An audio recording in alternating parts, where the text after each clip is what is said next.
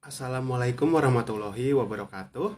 Halo semuanya, perkenalkan nama saya Coki Andriano dari kelas TI 21A3 dengan NIM 3121103222. Di sini saya akan mempresentasikan video dengan tema basis data. Video ini saya buat untuk memenuhi tugas dari mata kuliah basis data. Yuk disimak. Kita akan memasuki pembahasan yang pertama, pengertian basis data. Basis data adalah kumpulan file-file yang mempunyai kaitan antara satu file dengan file lain sehingga membentuk suatu bangunan data untuk menginformasikan suatu perusahaan atau instansi dalam batasan tertentu. Istilah-istilah basis data. Nah, ada yang tahu nggak nih apa aja istilah yang ada di basis data? Kalau belum tahu, yuk simak. Beberapa hal yang termaksud unsur-unsur dari basis data adalah sebagai berikut. Yang pertama, entitas. Entitas adalah orang, tempat, kejadian, atau konsep yang informasinya direkam. Contohnya, pada bidang kesehatan, entiti adalah pasien, dokter, dan kamar. Selanjutnya, field. Setiap entiti mempunyai atribut atau sebutan untuk mewakili suatu entiti. Misalnya, seorang siswa dapat dilihat dari atributnya, yaitu NIM, nama siswa, dan alamat. Selanjutnya, ada record. Record adalah kumpulan isi elemen data atau atribut yang saling berhubungan menginformasikan tentang suatu entiti secara lengkap. Contohnya, kumpulan suatu input NIM, nama, dan alamat. Selanjutnya, ada data value. Merupakan data aktual atau informasi yang disimpan di tiap data elemen. Isi atribut tersebut disebut nilai data. Selanjutnya, ada kunci elemen data atau key data element.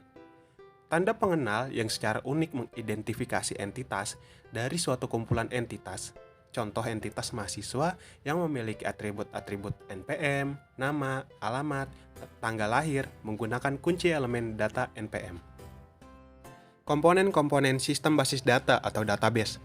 Basis data merupakan sistem yang terdiri atas kumpulan file atau tabel yang saling berhubungan dan database manajemen sistem atau DBMS yang memungkinkan beberapa pemakai untuk mengakses dan memanipulasi file-file tersebut.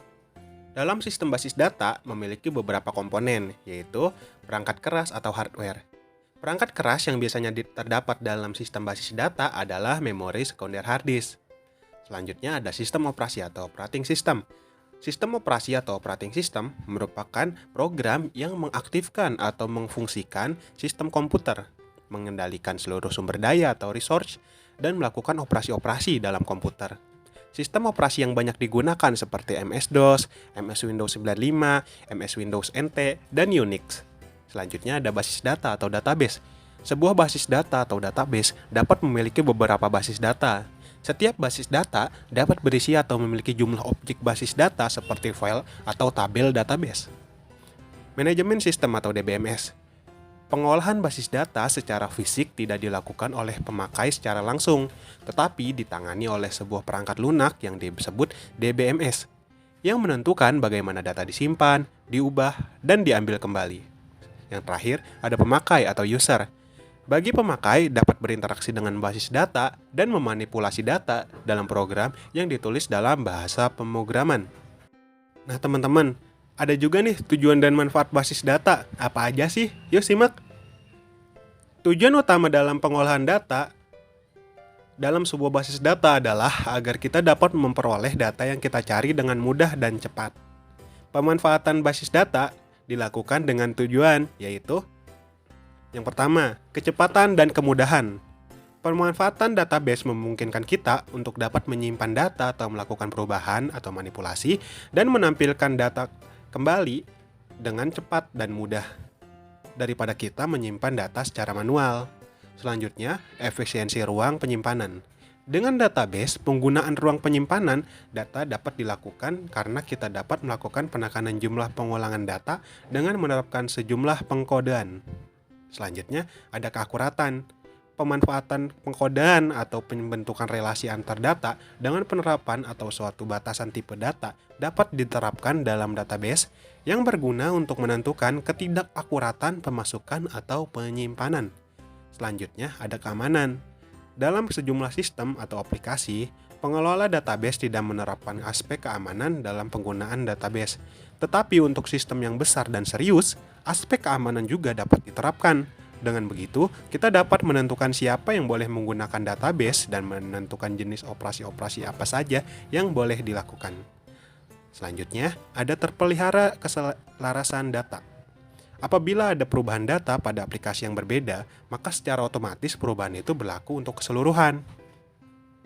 Selanjutnya, data dapat dipakai secara bersama. Data dapat dipakai secara bersama-sama oleh beberapa program aplikasi, secara batch maupun online pada saat bersamaan. Yang terakhir, dapat diterapkan standarisasi. Dengan adanya pengontrolan yang terpusat, maka DBA dapat menerapkan standarisasi data yang disimpan sehingga memudahkan pemakaian, pengiriman, maupun pertukaran data. Nah, tapi selain mempunyai tujuan dan manfaat, basis data mempunyai kelemahan juga nih. Apa aja sih kelemahannya? Yang pertama yaitu memerlukan tenaga spesialis. Yang kedua, memerlukan tempat yang besar. Dan yang terakhir yaitu mahal. Pengguna basis data. Berikut adalah merupakan contoh pengguna dari basis data. Yang pertama ada sistem engineer. Yang kedua ada database administrator atau DBA. Yang ketiga ada end user atau pemakai akhir. Nah, ada beberapa jenis juga nih pemakai terhadap suatu sistem basis data yang dapat dibedakan berdasarkan cara mereka berinteraksi terhadap sistem. Yang pertama, programmer aplikasi. Yang kedua, pemakai mahir. Yang ketiga, pemakai umum. Dan yang terakhir, pemakai khusus. Contoh penggunaan aplikasi basis data. Yang pertama ada di bank. Digunakan untuk pengelolaan data nasabah, akunting, dan semua transaksi perbankan. Selanjutnya, di bandara. Biasanya digunakan untuk pengelolaan data reservasi dan penjadwalan. Yang ketiga, ada di universitas, berfungsi untuk pengelolaan pendaftaran dan alumni. Selanjutnya, di penjualan, untuk pengelolaan data customer, produk, dan penjualan. Di pabrik, biasanya digunakan untuk pengelolaan data produksi, persediaan barang, pemesanan, dan agen. Selanjutnya, di kepegawaian digunakan untuk pengelolaan data karyawan, gaji, dan pajak. Dan yang terakhir, telekomunikasi biasanya digunakan untuk pengelolaan data tagihan dan jumlah pulsa. Nah, gimana teman-teman? Sekarang jadi makin tahu banyak kan tentang basis data? Semoga materi yang tadi saya sampaikan bisa bermanfaat ya buat kita semua. Kalau gitu, terima kasih ya teman-teman semua yang sudah menonton video ini. See you!